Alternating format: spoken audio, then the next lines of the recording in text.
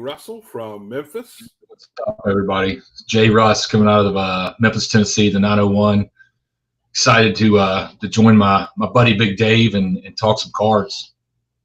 So one of the things that we want to do is just tell you why we're here. We're not going to be the guys that you see on YouTube who are flipping $8,000 cards to make $1,000 or telling you what the next big hot thing is and recording ourselves at shows. Like, this is just the Basic Collectors podcast. We want to make sure to bring you information about the hobby. We want to make sure that we're bringing you information that's pertinent to you for the guy that just carries $100 into a card show and wants to build their collection.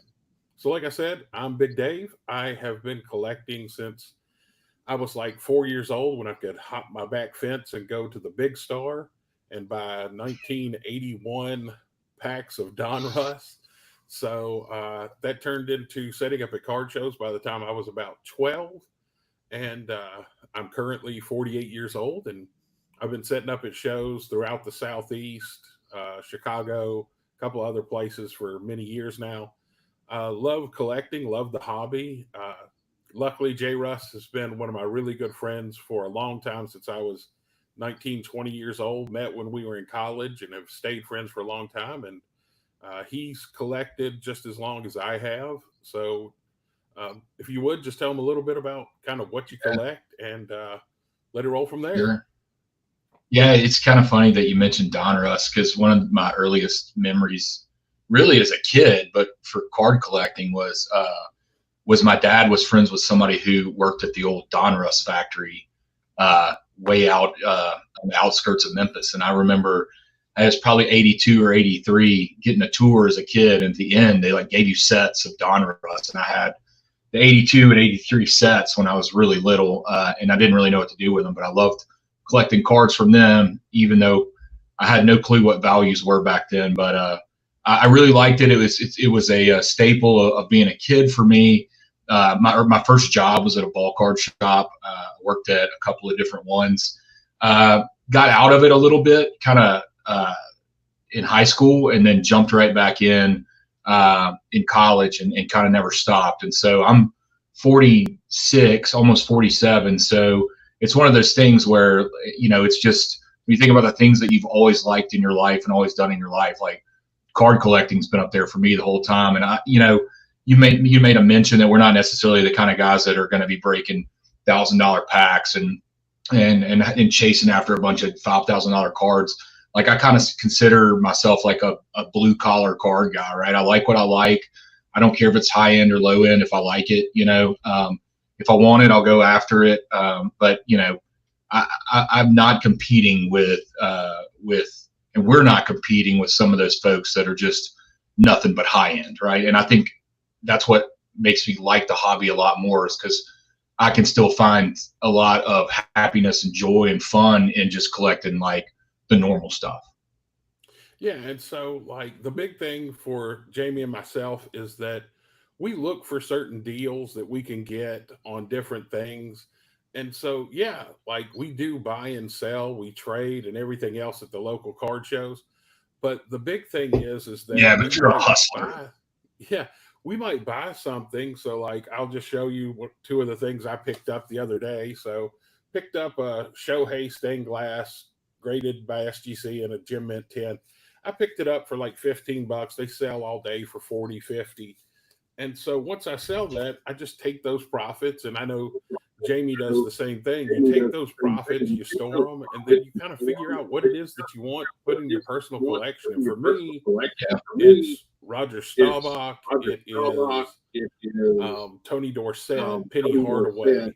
And so, like, Jamie, I know you real big. We're both graduates of the University of Memphis, so we both really enjoy collecting penny cards and things like that. But just talk a little bit about what's in your PC. Yeah, first and foremost, the things that I look for is I collect Memphis Grizzlies and I collect Memphis Tigers players. And, for most people out there, they don't know who a lot of the Memphis Tigers players are, but, it's Penny Hardaway, right? I have a lot of Penny Hardaway stuff, and living local, I get access to stuff that sometimes other people don't get. So I have a lot of unique Penny Hardaway stuff that a lot of people don't have. and very unique Grizzlies and Tiger stuff. I love John Morant. I was a big Mike Conley fan when he was here. Big Jaren Jackson Jr. fan. And as far as like Memphis, it's when we talked about Penny Hardaway, but Derrick Rose is a big person I collect. And I tend to stay more in the basketball realm. Like I don't know much about hockey collecting. I know plenty about baseball, but really my sweet spot is basketball. And if it's anything to do with local Memphis, like that kind of goes to the top of my list. And outside of that, it's really, I like to collect, basketball superstars for the most part. Yeah. So, in talking about what we're going to talk about in our first show, one of the things that really occurred to us because it happened within the last week, actually. Yeah. And we're going to get into it, and we're going to talk about it, and just talk about how you and I work together in the show to try to ensure things like this don't happen. But there was a $2 million baseball card theft in Dallas. And one of the things that I'm talking to people about is this was like Ocean's 11, except for with baseball cards. 3 days. I was telling my wife about it the other day. Yeah, I was telling my wife about it the other day, and she was like, "Yeah, it's kind of like a Ocean's 11, right?" And I was like, "You just mentioned it, so yeah, it absolutely was." Yeah, and I mean, this is $2 million in cards. This is something that's unheard of in the hobby. Like we've all seen $20, $100 cards disappear. But when you're talking about $2 million, it's absurd. And have you seen the videos? I've seen the video, and I'm happy to give you my take. Here's the thing. Like, first of all, I feel terrible for that collector, but I think from being at shows and seeing like a comfort level that a lot of times the folks who are dealers have with their cards has always kind of blown my mind, right? I see people at shows that walk away from their tables and go look at something else, and I would never do that, right? And I know the card collecting community can be kind of tight knit, but like you never know. And like, a lot of people are like, oh, they should have had a security guard or this and that. And I'm like, look, a security guard, like shows should probably have security guards, right? Because, they should. There's a lot of money changing hands, and there's a lot of high-end cards and stuff. But there weren't any security guards that were going to stop what happened in Dallas, right? Those guys staked that out. They created a diversion. They did it clearly, like when the show was kind of over and people were leaving, they had their plan. I think they said one guy had been stacking chairs for an hour. Well, you see that a few times, and you're setting up. You're like, oh, that guy works here, right? I mean, they clearly had a plan. They probably staked it out in the days before, and it just, to me, when I'm sitting there with you and you're selling cards and stuff, people have a tendency to turn their backs. You have a tendency to go talk to this person, and there'd be 4 or 5 other people at your table, and like, I'd rather like make sure your cards are safe sometimes than start a conversation, because I know how easy some of those cards can be. And, I'll give you another example. Like, when you take your cards and you've got your display case, it's probably locked down, and that's fine. And you've got a lot of, $300, $400, $500, maybe even up to $1,000 cards in there. But there are other people that have cards that are insanely valued that aren't even locked in their cases. They're just in sorting boxes, right? And like, man, those things can just disappear very, very easily. And so, probably a little bit of theft has been common for a long time, but this was something on a whole nother level. And I just think people got distracted. And again, there's a comfort level to it, and you just don't expect that's going to happen. But now I think you have to expect, or at least assume, that people are out to do that type of thing. Yeah, and so for the listeners that don't know anything about what we're talking about, they scoped out this single dealer for 3 days. They did wardrobe changes, always wore hats. Most of them wore sunglasses. I tend to think that they knew where all the cameras were, Jamie, because a lot of them had their heads tilted, or they had their head down, whereas you couldn't fully see who they were. And so it's just one of those things where they knew what they were doing because they didn't go after modern stuff. And as we all know, a lot of the modern stuff is extremely valuable. Serial number, you can track it down. Like if you have a 1 of 10 Wembanyama card, you know that 1 of 10 is yours. It can't make its way into the card collecting community again.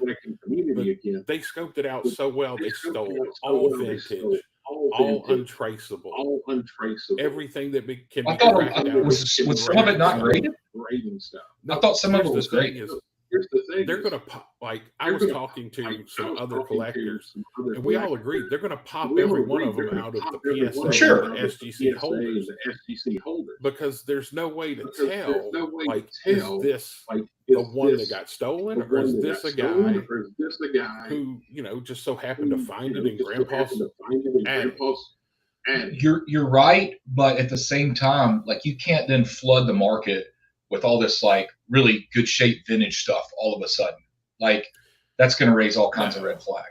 You can't. And so what I was thinking about was they ran the long game. Took them 3 days to case it out, 15 seconds to steal it. If they were willing to scope it out that long, I think they've thought through the process of how long it's going to take them to fully capitalize on what it is that they stole. So, I mean, to them, in their mind, if it takes 10 years, they're still getting $200,000 a year for being a thief, and so they're just going to let it roll like that.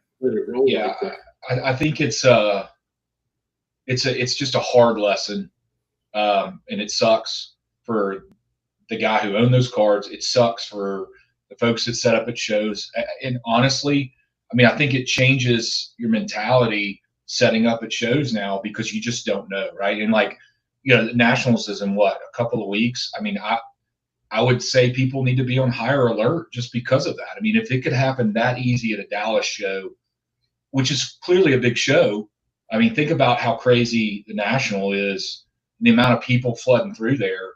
And I know if I were setting up there, security would already be, at the top of my list, but I think it would be even higher. I would make it even a higher priority than it probably already would be.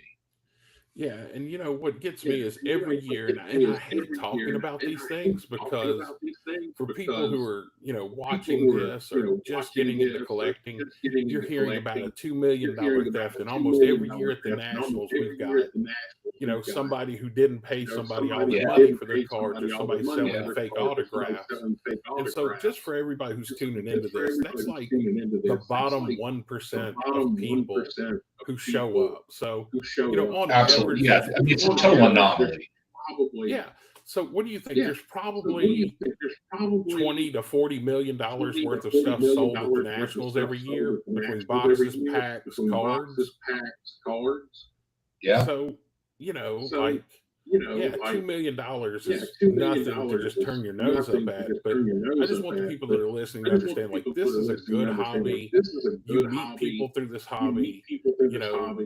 Jamie and I set up, I'll set up at a card show in Memphis, and he comes by when he has time. And, we just kind of sit there and we're able to talk, through, hey, what did you pick up? This is what we need to pick up for grading. So, like, I hate to be the person that, starts the inaugural podcast with being the bearer of bad news, but man, this is something that doesn't happen often. But you're right. Like, there's going to be a lot of security in Cleveland. I could just feel it in my body. Well, I think yeah, I mean, it does. You hate talking about this in an inaugural podcast, but it made national news, right? So, like, when it comes to, we're talking about cards and we're talking about the card hobby, and that made national news, and so it is a hot button topic. And if nothing else, maybe it just makes people realize they need to be a little bit more vigilant with their stuff, and be careful who you hand things to. Or and again, it wasn't like they were, they didn't hand something off to somebody and they walked away, but those are like more common things. Just know what you have, protect what you have, be careful who you hand it to, that type of thing. And I think those are should do that anyway, but I just think that it just makes things more heightened. And you're right.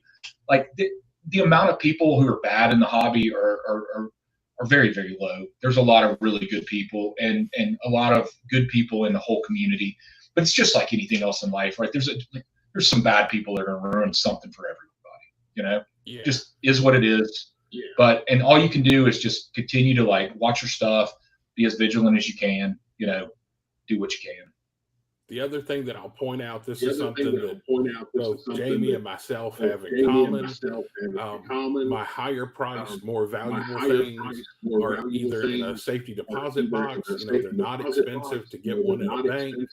And I have a 400-pound safe that is biometric plus a combination, so everything is locked in there. Even when you're not at a show, when you're in collectibles, just make sure when you have it in your house, one, have it insured, two, put it somewhere safe.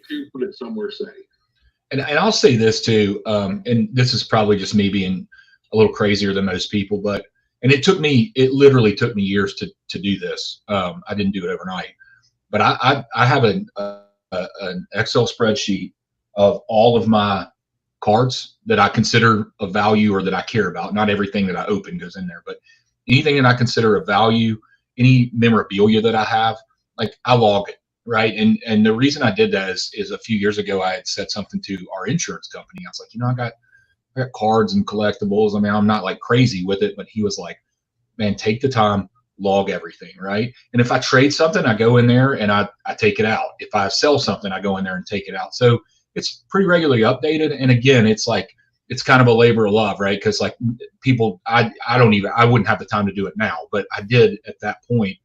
And I think it's, to me, it's sort of it's the truth of what I have.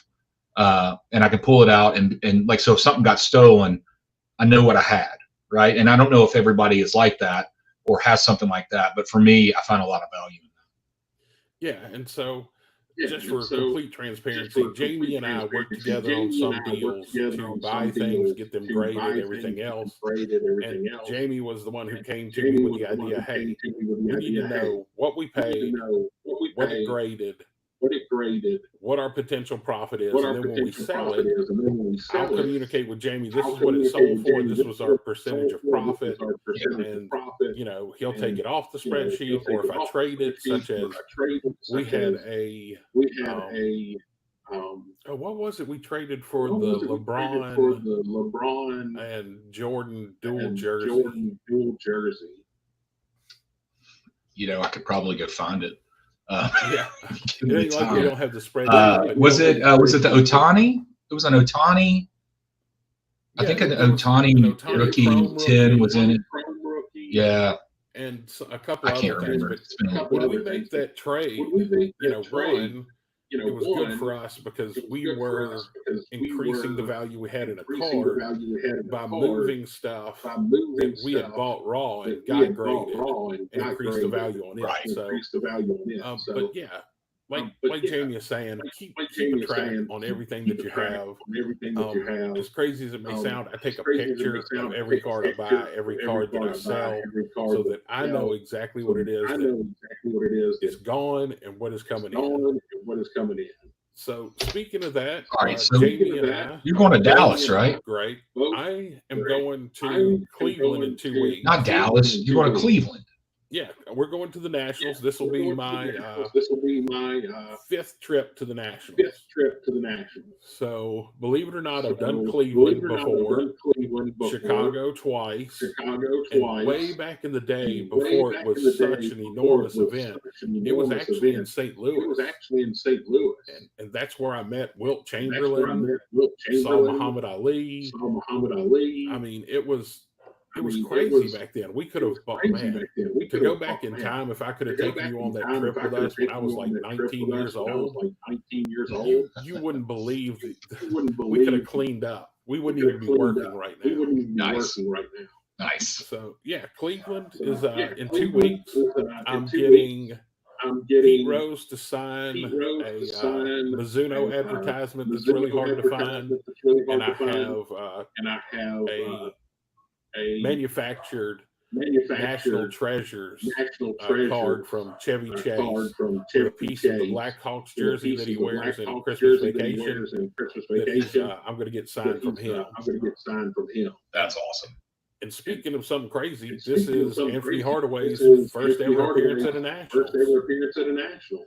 Yeah, that's crazy to me. I just, given where we are in the year, I'm kind of surprised with how busy he is that he's going. But that's awesome. I mean, we get the ability to see him a little bit more often and up close here in town. But for those who don't, he's a great guy. Pretty soft spoken, but got a great signature, and he'd be fun to meet if you've never met him. Yeah, terrific guy. Jamie's right. We're in a kind of special situation where Penny played at my rival high school, Treadwell High School. I went to Kingsbury, so I knew him coming up through high school. He went to Memphis. We both went to Memphis. He coaches at Memphis now. He was coaching a middle school and a high school in Memphis. So I don't think I'm exaggerating when I say I've met Penny probably 100 times. Probably. Yeah. So that's cool. Who else is going to be there? Just letting you know. What else are you? What are you looking for? Who else are you going to see? So we're deliberating on getting some other autographs. Obviously, I said I'm a huge Tony Dorsett fan. Dorsett is there. Emmett's there. Floyd Mayweather is going to be there. Pretty much anybody that you can name is going to be there. And so another deal for anybody. Oh, go ahead, bud. Go ahead. No. You go ahead. So I was going to ask you about this. I bought the VIP pass, the one that's $200 instead of paying $30 per day. But the reason I'm going to tell everybody about this is if you ever plan to go, get the VIP pass. It comes with free parking. It comes with free autographs. It comes with free cards from the show. You get in 30 minutes before everybody else. And so you're getting all your money's worth because parking's going to be $20 a day. It's 5 days long, so that's $100. So I'm already getting a discount on that. But I'm glad you mentioned it because we are going to be uploading some videos from the Nationals to load onto the channel. Let everybody kind of see what it's like, see what goes on, see some unbelievable memorabilia. I'm going to take videos of everything at the Upper Deck booth, the Panini booth, the Fanatics booth, just really seeing some stuff that you don't see in your everyday walk of life. That's awesome. So other than buying the VIP, if we've got folks that are tuning in that have never been, explain the National in a nut. Just, dude, it's overwhelming. Is the easiest way to explain it. You have to wrap around your head. It's 800 tables, 600 dealers, more money than you've ever seen in a single room at a ball card show. Every major producer, Leaf, Panini, Fanatics, Upper Deck, JSA, PSA, Beckett, SGC, CSG, Collects. COMC is going to be there this year with a booth. And it's set up kind of like the easiest way I can say it is for collectors. It's what the electronics convention show is in Vegas. It's just huge and absurd. And you're going to find a lot of stuff that you're not going to find at a local show just because there's such a large amount of volume. So it's like the who's who of dealers, companies, all that stuff. All the big people. If you follow folks that are breakers, all the breakers will be there, probably doing live shows. Folks that you buy from or see on Instagram on those that have a lot of different products, you'll see those folks there. And then anybody who's got anything to do with whether they're a manufacturer, whether they're selling security cases or top loader, just anything and everything to do with the hobby will be there. Yeah. And so I'm taking, Jamie and I have a huge decision to make. We co-own a 1986 Michael Jordan rookie graded an 8.5 from CSG that we have to discuss if we want to cross over to PSA. So Jamie and I are both on the cusp of deciding, do we want to flip it, do we want to cross it, or do we want to stick with our grade? So I don't know. I don't. It's an 8.5 and it's an 8.5 and it's with CGS, which I think is a great grading company. I've been super pleased when we've used them before. And we used to use them a lot. I think they do a really good job. But I would hate to cross it over and go down, with a different, whether it's PSA or SGC, because the odds of it going up are very slim, right? So it's either staying at an 8.5 or someone would drop it, and I just don't want to. I almost don't want to risk somebody dropping it to an 8, even if it's with like a PSA. But it'd be interesting to see. I don't know. We'll see. Yeah, we'll definitely have a report from the Nationals on what Jamie and I decide on whether or not we're going to cross it. It's one of those things where we just don't know if it's worth it to do. And, we bought it raw, had it, it was graded, came back in 8.5, which is a fantastic grade for a Jordan rookie. Can't be more happy with it. But if it were to get a PSA 8.5 or a 9, it increases the value almost twofold. Yeah, it's crazy. So I guess one of the other things I real quick wanted to talk about is, like I said, Jamie and I buy a lot of raw cards. And let me tell you something, the guy to my right or my left, I'm not sure how you're going to see it on here, but he has an eagle eye and he's got roughly an 80% gem rate in reviewing our cards, making sure that I'm not overlooking like a nick, a scratch, that it's not centered correctly. And so Jamie has been unbelievable at evaluating those. And so, talk a little bit, real quick for the people that are tuning in. What are you looking for when you want to grade a card?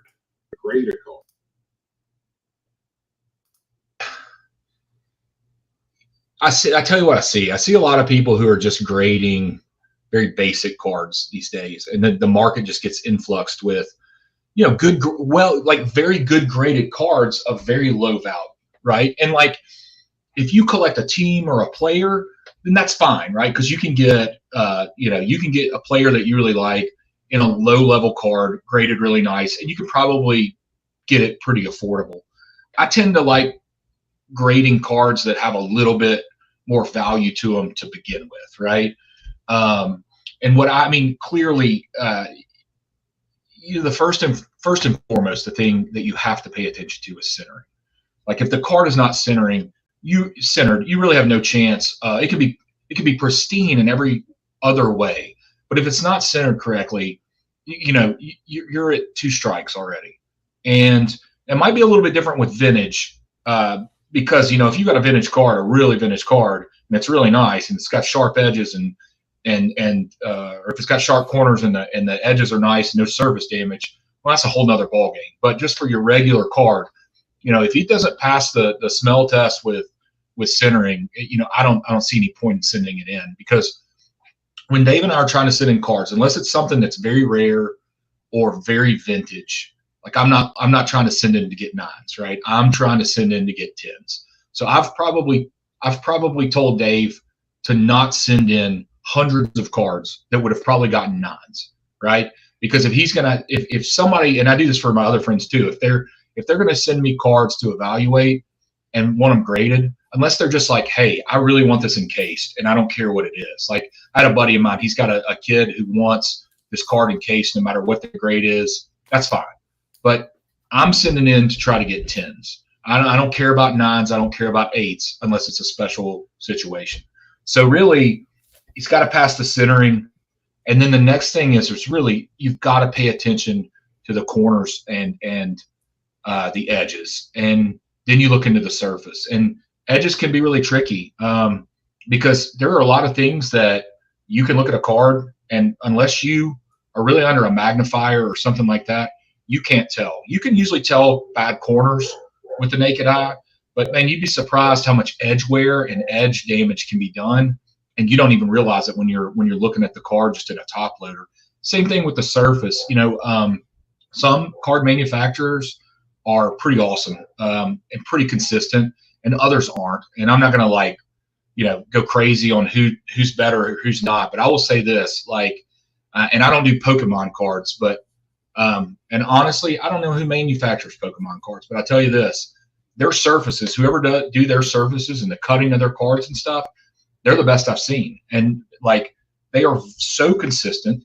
And I wish that in a lot of cases, the sports card manufacturers would take the same approach, because, man, it's very rare. I have a buddy that collects Pokemon cards, him and his son, and he'll send me things to evaluate. And, man, it is so consistent. And it just blows my mind how good their surfaces are. It's almost like there's more care put into those products. And, you see things come out of high-end sports card boxes already with dings in them, and that's just unacceptable, right? There's a quality control thing there. But you'd be surprised what you can see under just buying a small magnifier from your local craft shop. If you're looking at your cards to evaluate them for grading, it's the best $10 you can spend, right? Because you really can look at that card under that magnifier, front and back, corners, edges, and you can see the things that you can't normally see when you're not doing it. And you will be surprised how many flaws you can find in cards. And I think that's why sometimes people are like, oh, this looks perfect. They send it in and it comes back, it's like an 8, right? Or a 7. They're like, oh, I don't know what's wrong with it. You take a look at it and it's like, well, it's got surface damage. Well, I don't see that. We'll take a look under this and you can see all the surface damage. So it's just it's a process to it. I like doing it. I don't make money off of it. I evaluate cards for my friends. And like Dave said, I've got a pretty good hit rate on it. And I enjoy doing it, but it's very surprising what you see when you really start getting into a card and evaluating from grading when you use a magnifier. So I would say, again, best $10, $15 you can spend if you're really looking at your cards to try to evaluate them. And then again, I'll go back to that first thing I said. I don't think sending in low-level cards, it might be different. Talk about Wembanyama, right? So he's super hot right now. So if you pulled a Chronicles rookie or something like that, and you want to get it graded, it's not that crazy of an idea, right? He's the hottest thing in basketball. And so, especially if you're looking to turn a profit, you get that graded, you can turn a profit, right? But, some regular just rookie, just because it's a rookie and it comes out of hoops or something, I just think there's too much influx in the market of people thinking, well, I'm going to go get this graded and then put them out there in the market, and just floods the market with a bunch of graded cards that most people don't want.